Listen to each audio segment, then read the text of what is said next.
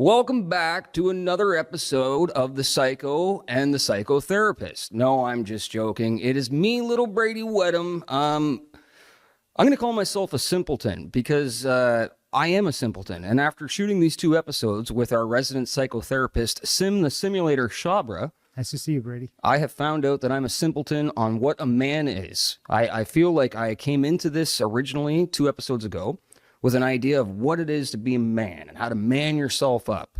And now shooting the beginning of this 3rd episode, I realize I am just an infant when it comes to intelligence because I didn't really realize how wrong I was. So let's recap a little bit of what we did in the 1st and the 2nd episode. We'll try and do it quick. If anybody isn't watching, I encourage you to go and watch if you haven't. But if they haven't watched the episode, what did we kind of discover, in your opinion? I think we covered quite a lot. We did. And I do, to kind of recap the listeners a bit over here. Some of the things that we covered was, one, what it is to be a man. And then we moved on to saying that it's more about a classic definition and it's more about the characteristics that you follow. And then when you look at it through the archetypes that are out there, and there are many, but we picked the 4 most prominent ones. We picked alpha, which is probably the most recognizable. These are the ones that are like determined as being leaders and, you know, the go-getters, and the ones that are agents of change. You have the betas. They tend to be the ones that are like the supporting cast of alphas. They kind of keep the team in line and get what needs to be done to keep the order. You have the omegas. Omegas tend to be more like the outliers, and, you know, depending on what classification or where you read, you know, they could be the ones that are more the observers. They could be the ones that are like intellectually sharp but emotionally kind of like unconnected. Yep. That doesn't mean they don't feel. They just kind of have a different way of expressing themselves. And then you have the last one that we talked about, which was sigmas, and they tend to be the outliers, kind of like the lone wolves. You know, they kind of like beat to their own drums kind of thing. So those are sort of the main things that we covered. We did get into in-depth in the 2nd episode about what alphas are, and I would encourage them, you know, any listener, to kind of go back and read that a little bit or hear that a little bit more. What I would like to kind of explore a little bit more is the remaining 3 that we haven't covered. Yep. And I think alpha deserved its own episode because of, you know, the misconceptions not only do people have about alpha males in that term, but I think alpha male seems to be the one that people focus on the most. Right. It's the one that, you know, we get marketed towards, right? Like, to be an alpha male is to be masculine. But the more that we talked in that last episode, the more I realized that those labels are kind of almost useless at this point. Because if you typecast yourself into one corner, it makes it difficult for you to then relate to all 4s. Or if you start relating to the other 3, you then go, am I not, or am I this? So a very good example that we used in that episode was, you know, when can you be an alpha? When can you be a beta? When can you be an omega? When can you be a sigma? So for, like, say, an individual who has a CEO as a position or their upper management, in a work setting, they would have to exhibit alpha-like personality. Why? Because they got to make sure that the company's getting new business. They got to make sure that they're, you know, leading a team. They're making decisions. They're competing in a competitive work environment. So a very good example would be with the current state of affairs. You would need alpha personalities to make sure that your company or whatever you are positioned for, survives the storm. Even if it's just a confidence boost, right? Because people are looking up to you. Yeah. So, and then the betas would be like you're the same person now, but at home, where they are taking on a secondary role to, say, caregiving, right? So for our sense of purposes, we're using males. So, you know, if the female is a nurturer, which is what we established in the 1st episode, right? Well, now you're a beta in that role because you're taking instructions from the alpha in the house, who's the primary caregiver in terms of the nurturing part of things, right? So if, say, you have a newborn and, you know, you're on night duty, then you're not being an alpha there, you're being a beta there. Yeah. You're stepping into the role that needs to be filled. You're taking, So that's where the beta comes in, because you're making sure that, you know, there's uniformity in parenting, there's care for the child. So, you know, that's how the beta kind of comes in for the same person. At the same time now, you know, you go, okay, how would you be an omega? And omega is like, you know, you to be a construct of society, which means you still have to get up, go. You may be a CEO, but now you're answerable to the board of directors. You're answerable to your stakeholders. You're answerable to your business community. So there you're kind of like a little bit separated. You're not, you know, as emotionally connected in terms of how much control you have in terms of directing. So that's kind of like the omega. It's a very vague example. So, and then sigma is you wanting to make your own mark. Yes. Right? You wanting to take a company in a certain direction. So you may have just stepped into the role as a CEO and you're like, I want to make sure that I leave a legacy, right? So that's what like sigma traits. So the reason why we kind of like came to like, you have to be all four because it's a fluid thing. Depending on what situation you're in will determine what you're expected to. Not only physical situation, but even the mental situation that you could be in at the time too, right? You'll find that maybe in a physical situation, you would have at one point in your life acted in an alpha male role, but then you realize that that didn't really work for you. So now you take an adjustment and come back and maybe you're in a beta role this time and it does work for you. So there's a way to learn from using these different things. This is why the more we talk, the more I realize that these labels aren't actually they're labels. They're there because you need words. Placeholders. They're placeholders, right? You need a word and you need things to relate to be able to have the discussion based off of that. And I feel like that's what those are. They're exactly what you just said, placeholders to have that discussion. Right. And the trick is to knowing how to transition between and be fluid about it. Because that's where you kind of like start getting the rigidity and friction because now all of a sudden you're like, but I'm an alpha. What am I doing here? Well, with a really good pop culture reference that you used last time explaining alphas is the Jerry Maguire and the Mission Impossible versions of Tom Cruise. Yeah. So both are alpha males, but they're in different settings. Yeah. But they still handle themselves in that label. Right. They both seem like they're alpha males, just in two different, there's a sliding scale there. Right. So if we were going to take pop culture references and attach them to sigma, beta, and omega, what pop culture personalities, just so it's relatable, who would we put in those roles? So like perfect examples of those. So what I did is I kind of like changed it up a little bit. So what I did is I looked at different types of omegas, different types of sigmas, different types of betas. Okay. So, and I use sitcoms because sitcoms tend to be longer running. I'm a sitcom guy, so. And you kind of connect with the character a lot longer. So starting. If it's written well. A lot of the times you'll see these shows kind of fall off, but let's say the initial 3-season run keeps you.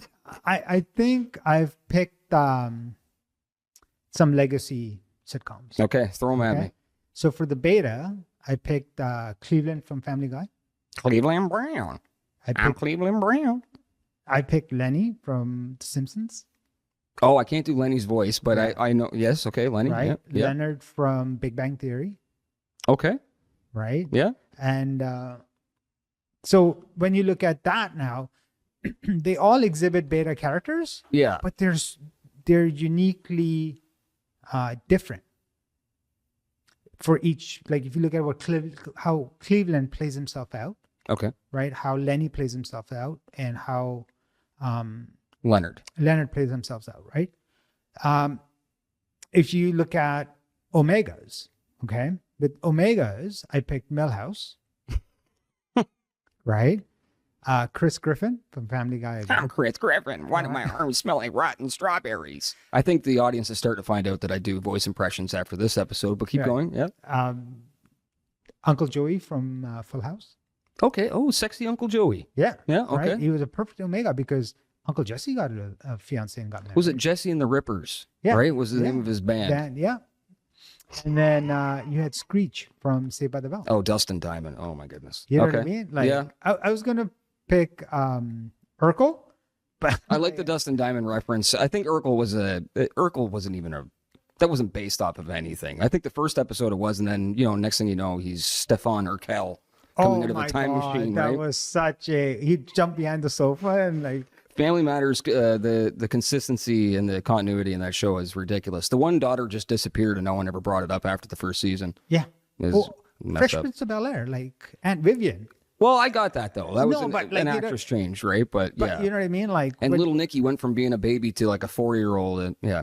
Okay, so going back, let's not steer off on our love for sitcoms, but okay. and then for Sigmas, I picked the Fawns, Oh, hey. right? Yeah. Dylan from 90210. Oh, sexy Dylan. You got a lot of sexy people on this Yeah. one. Well, they were the classic Sigmas, Yeah. right? And then you have Magnum PI. Oh.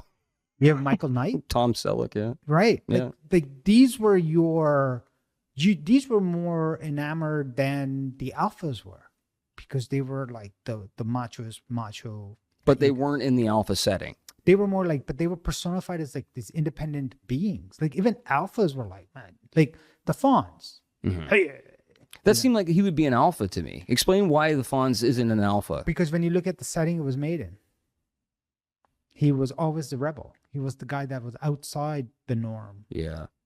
right? Yeah. Same thing with Magnum PI. He was outside. Michael Knight, he was outside the norm of an alpha.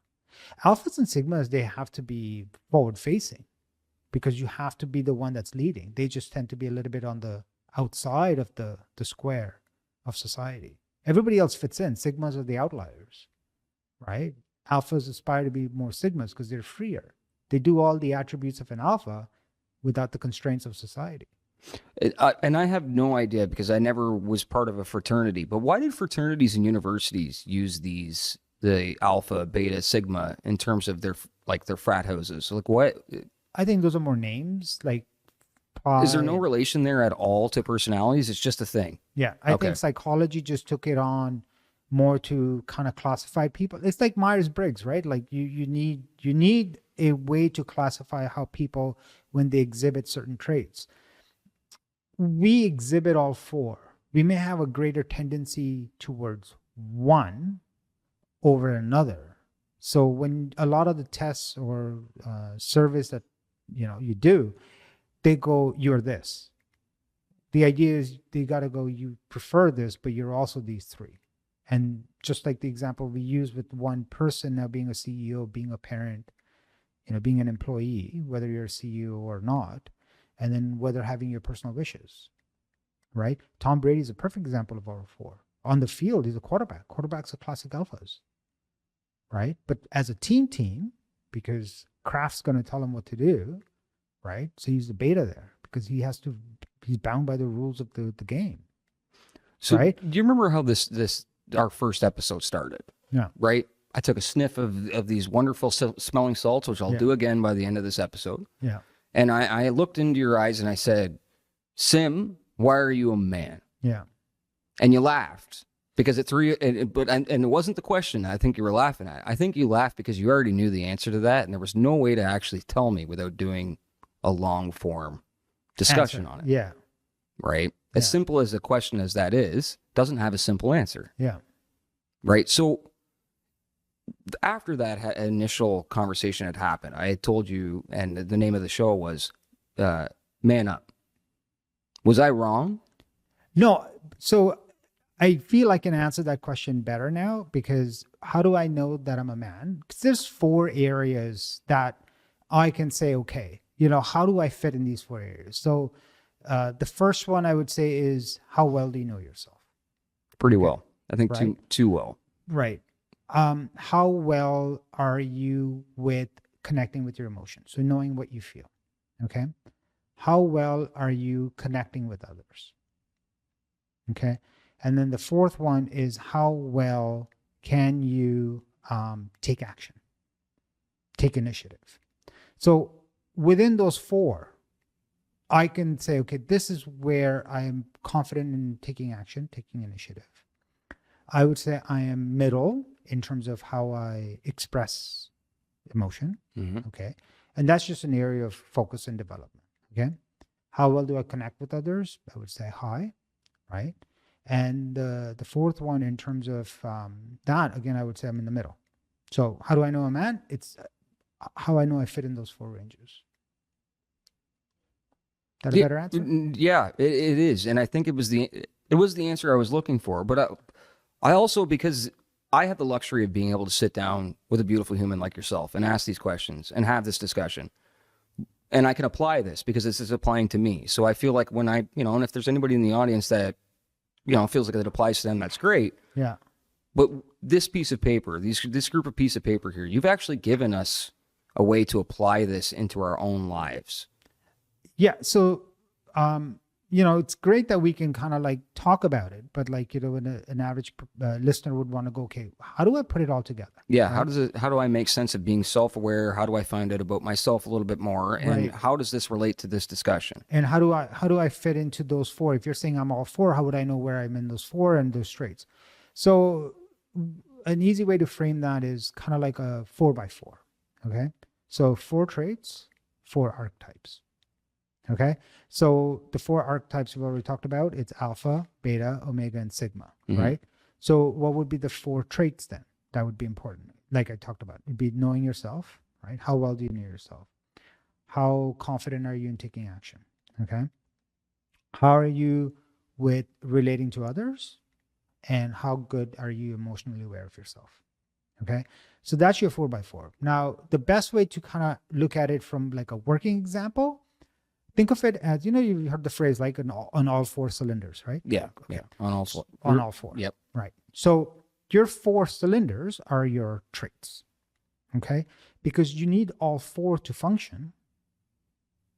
And you also need those to understand too, right? Like right. Yeah, those right. labels, right? Like I said, they're placeholders to. Right, but like if you understand, like for you to have momentum, right, your traits need to be in sync. So you need to have an awareness, because you have to be equally self-aware to be able to comfortably express, to be able to comfortably relate, to be able to take action. So those are the cylinders. Okay.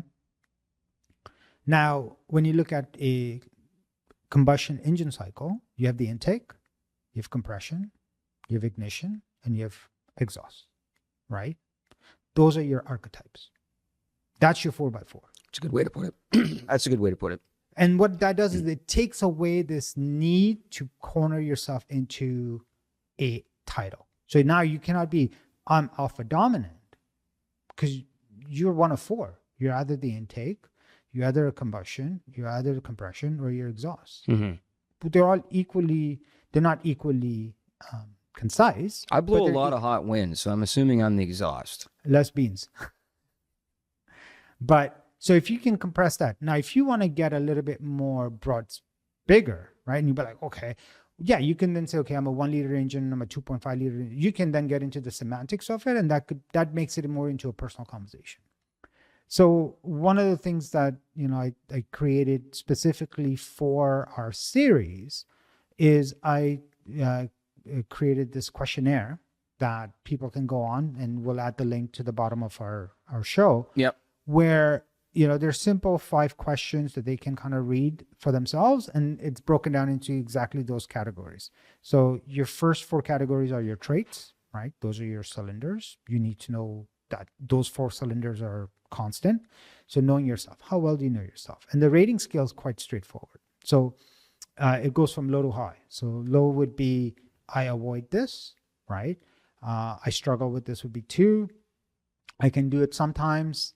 I handle this well, and then this comes to me naturally, right? So for example, let's pick a character, and then I'll kind of like walk you through one of the things. So let's take Leonard from Big Bang.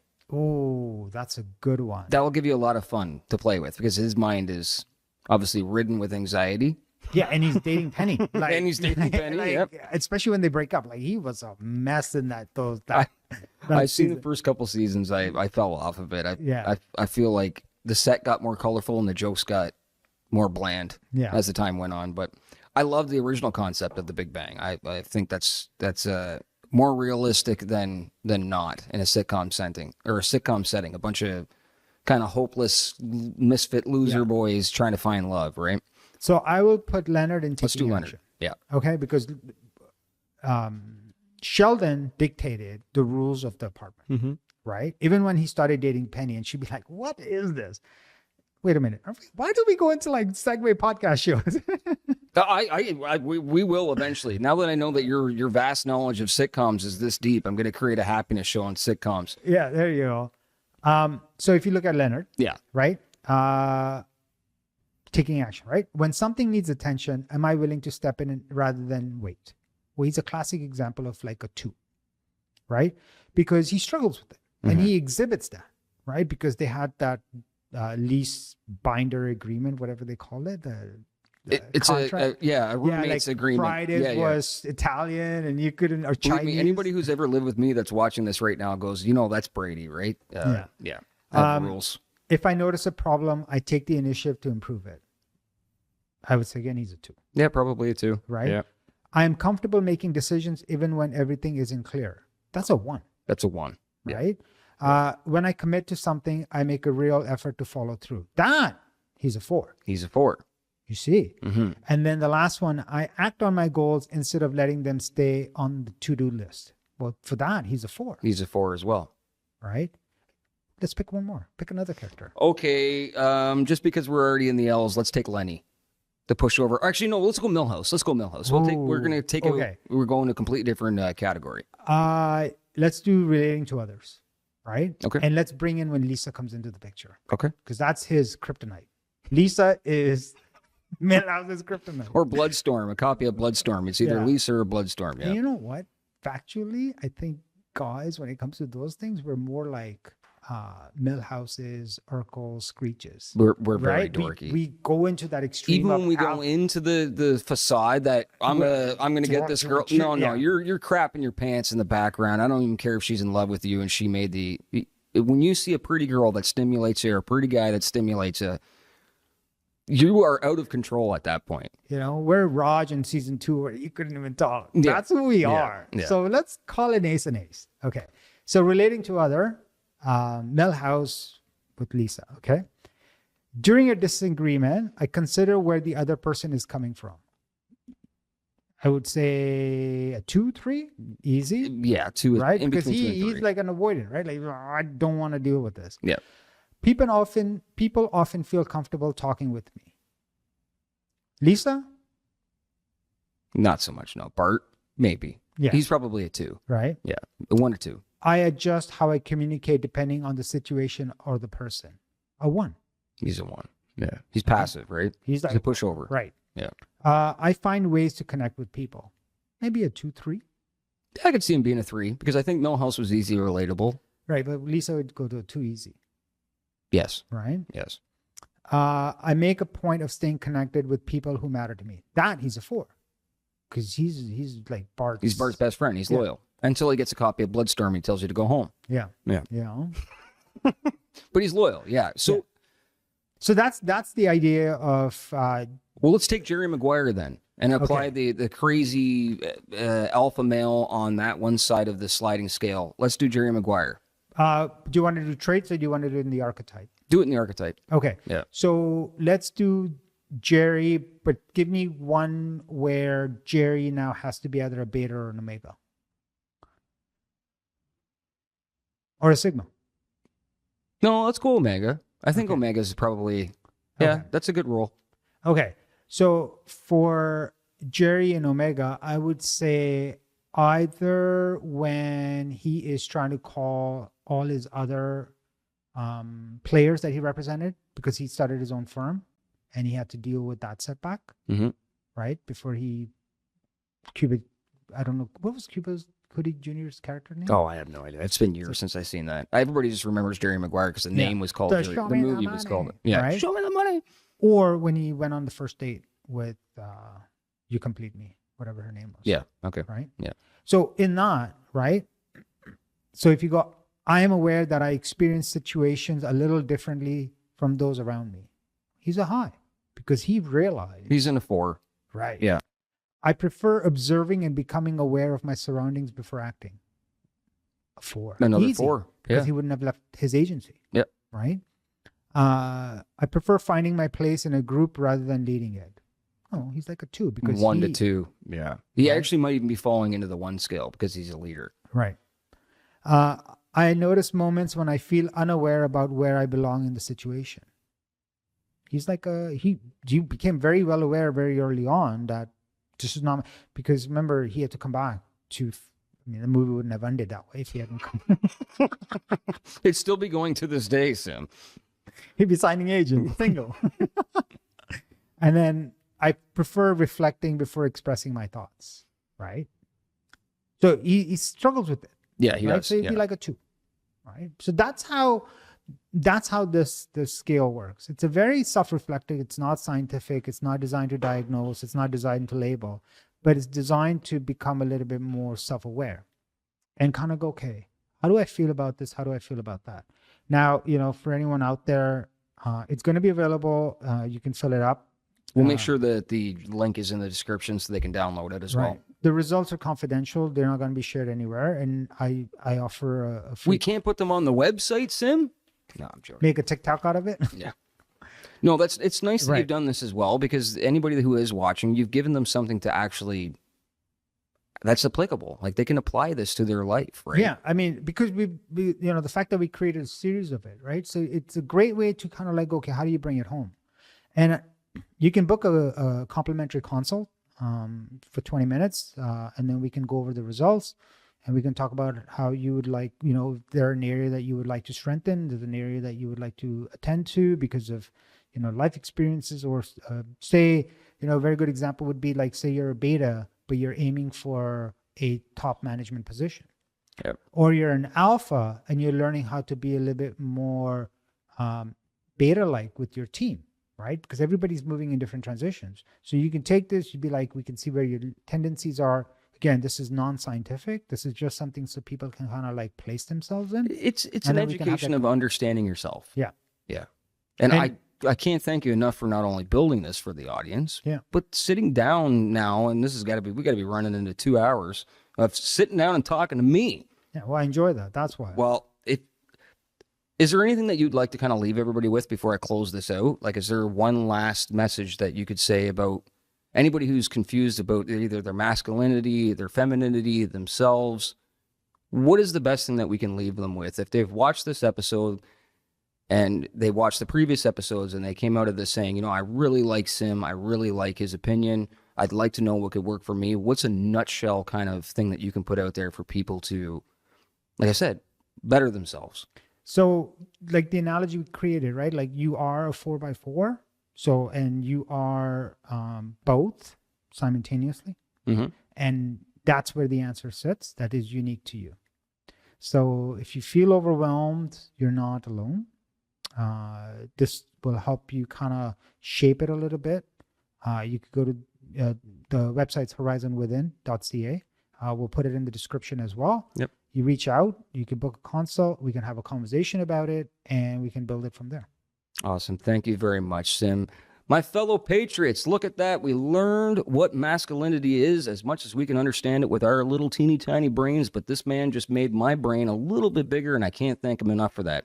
Please check out tplmedia.ca for more shows like this, and you can also download the app on the App Store and the App Store for Apple as well at True Patriot Love. Download that app, check out our website, subscribe to YouTube, find us on social media. We are around. Sim, thank you so much about helping me discover what I'm good at and what I'm not good at. And before we go, we're going to finish the show the way we started it. All right. Smelling salts for everyone.